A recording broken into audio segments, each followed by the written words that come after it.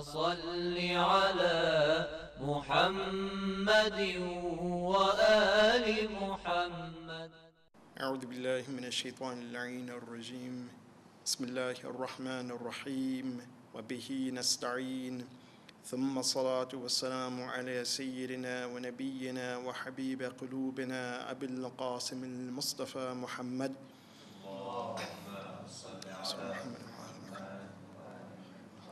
وعلى آله الطيبين الطاهرين المعصومين لا سيما بقية الله في الأرضين أرواحنا له فداء. أما بعد، فقد قال الله سبحانه وتعالى في كتابه الكريم: بسم الله الرحمن الرحيم. ألم ترى كيف ضرب الله مثلا كلمة طيبة كشجرة طيبة أصلها ثابت وفرعها في السماء تؤتي أكلها كل حين بإذن ربها ويضرب الله الأمثال للناس لعلهم يتذكرون. صدق الله العلي العظيم. Assalamu alaikum wa rahmatullahi wa barakatuh.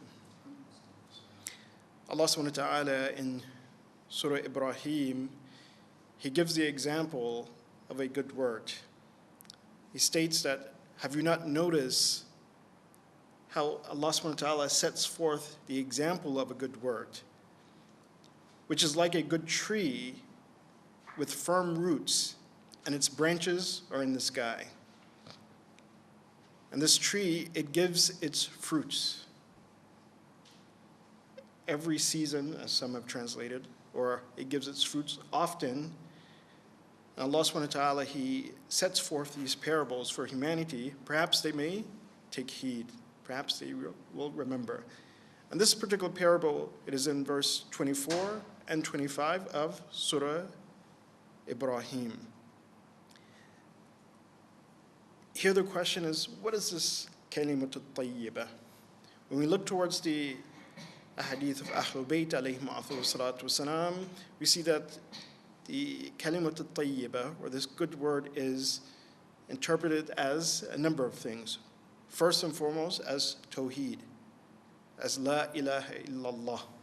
As the Prophet, he states, la ilaha illallah kalimatun tayyibatun mubarakatun man qalaha mukhlisan naja.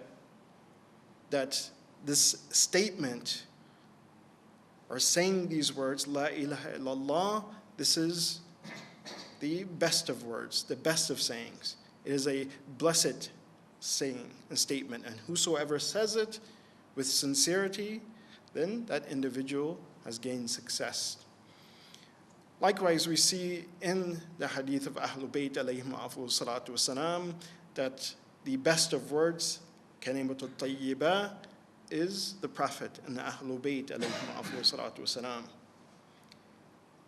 In one of the hadiths of Imam Sadiq alayhi salatu wasalam, he says that this shajaratun tayyibah is ar-rasul, that the roots of it, al-asl, asluha, ar-rasul, wa faru'uha, al-la'imma alayhim salatu wasalam, that the roots of this tree is the Prophet, and the branches are the Imams alayhim salatu wasalam. And this is because, again, they are the standard bearers of that word, that beautiful word, la ilaha illallah. When we look at the life of the Prophet, when we look at the life of the Imams alayhim salatu wasalam, that their motto in life, their standard in life was la ilaha illallah. So the commentary of Imam Sadiq alayhi salatu wasalam stating that the Prophet is the root of this tree and that the Imams are the branches is not far-fetched. It makes absolute sense. In fact, when we look deeper into this understanding of la ilaha illallah, or even stating this statement that if we are those who claim that there's no God but God, that there's an absolute oneness, and Allah subhanahu wa ta'ala has absolutely no partner, then again, where we take our teachings from is very important. how these things are taught. In one of the hadith of Imam Sadiq alayhi salatu wasalam, an individual comes to the Imam and he asks the Imam two questions. And these are very important questions. Even some people, they have these questions today. The first is that the Imam was asked, what is the best action before Allah subhanahu wa ta'ala? And in response to this, the Imam, he answered, Al-imanu billahi alladhi la ilaha illa hu, a'la al-a'mal darajatan wa ashrafuha manzilatan. He says, the best of actions before Allah subhanahu wa ta'ala is iman, having belief and faith in la ilaha illallah, in the absolute oneness of Allah subhanahu wa ta'ala. Then the next question that was asked from the Imam was that, is claiming faith, is it only a statement, or is it action? Or is it both? And in response to this, Imam Sadiq alayhi wasalam, he stated, Al-imanu amalun kulluh, wa laqawlu ba'du dhalika al-amal. He says that faith and iman, he says, it is all action.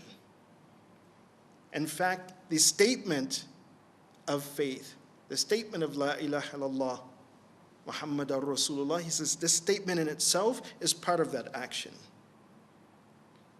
And he continues by explaining, Al-Iman, he continues by explaining that faith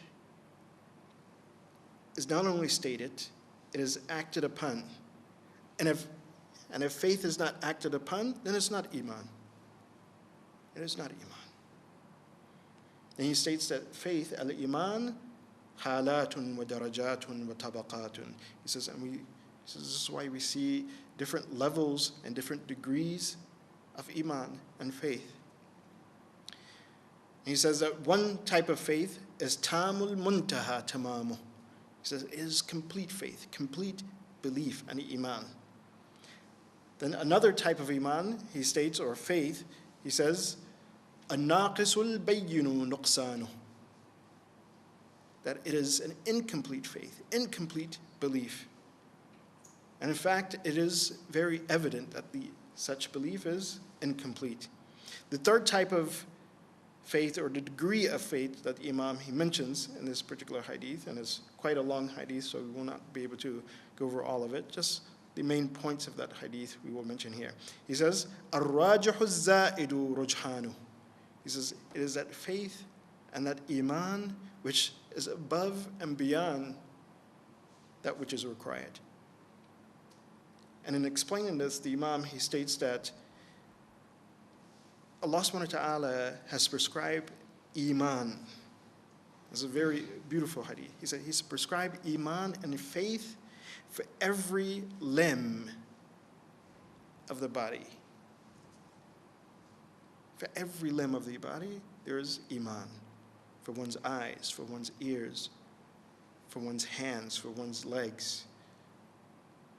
For every organ of the body, there is iman. He says, and then Allah subhanahu wa ta'ala, he has prescribed for each of these things a parameter, a guide for those limbs and for those organs to stay within iman. And at the head of that is, he says, al-qalb, which again in Arabic, it can be either translated as the heart or either the intellect. But of course, within this hadith, it seems more or less the intellect. He says, because the limbs of a person's body does not act except by the understanding and the opinion, or the opinion of the heart, of the qalb, of the intellect, of the mind. So we will not do anything, we will not act upon anything unless, again, our intellect understands it, and then our intellect or our mind or our heart, it commands our limbs to do something. And this is why he says that it is the duty of the heart. وَأَمَّا مَا فَرَضَ عَلَى الْقَلْبِ مِنَ الْإِيمَانِ وَالْإِقْرَارُ وَالْمَعْرِفَةِ وَالْعَقْدُ وَالرِّضَى وَالتَّسْلِيمُ بِأَنْ لَا إِلَهَ إِلَّا اللَّهُ وَحْدَهُ لَا شَرِيكَ لَهُ. This is why first and foremost the duty of the mind, the intellect, the heart, is to bear witness to testify to Allah subhanahu wa ta'ala's oneness. The duty and responsibility of the heart is to have ma'rifah. In other words, there's no iman without ma'rifah, without understanding one's belief and faith. And he states in the end of this hadith, he says, whoever comes to Allah subhanahu wa ta'ala, meets Allah subhanahu wa ta'ala in the final days, on Yawm al-Qiyamah, in a state whereby each and every limb and every organ of that person has been safeguarded and has fulfilled its duty towards Allah subhanahu wa ta'ala, then this person has complete iman. His iman is complete.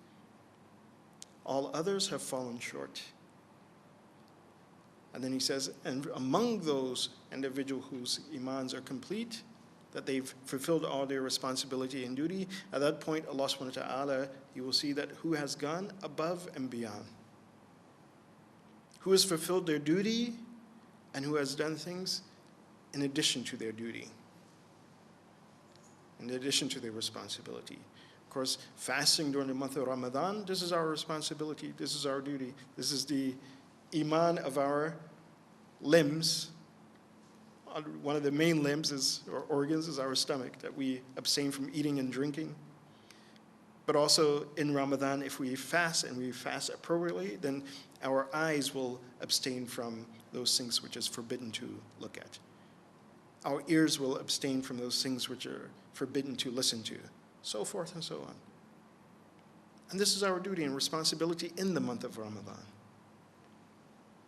But it is, again, is only a practice to go above and beyond, to be among those who Imam Sadiq alayhi wasalam, he stated that there are some whose iman is rajihun za'id, that their iman is above and beyond. That means that we will not only fast during this blessed month of Ramadan, but outside the month of Ramadan, again, we will fast.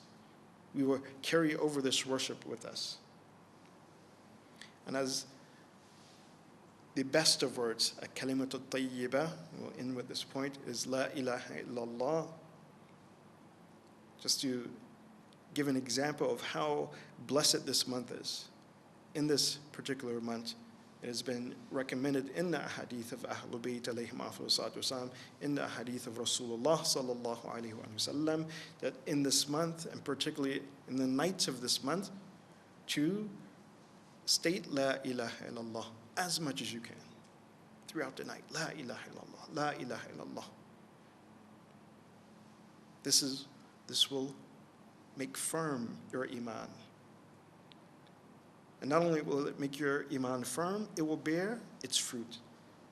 In one of the well-known books of Sheikh Saduq, Thawab al-A'mal wa Iqab al-A'mal, he mentions the benefits and the fruits and the blessings of saying La ilaha illallah.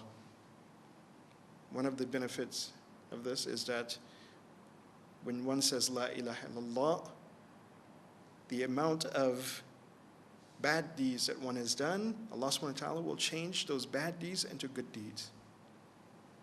That for every La ilaha illallah a person states, then he will obtain a good deed. For every La ilaha illallah, then Allah subhanahu wa ta'ala, he will plant a tree in paradise for that individual.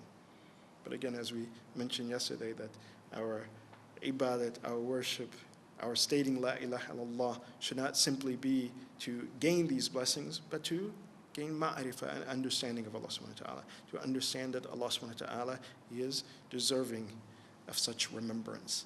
And I pray that Allah subhanahu wa ta'ala gives each and every one of us success in remembering him, particularly in this blessed month of Ramadan, and after this blessed month of Ramadan.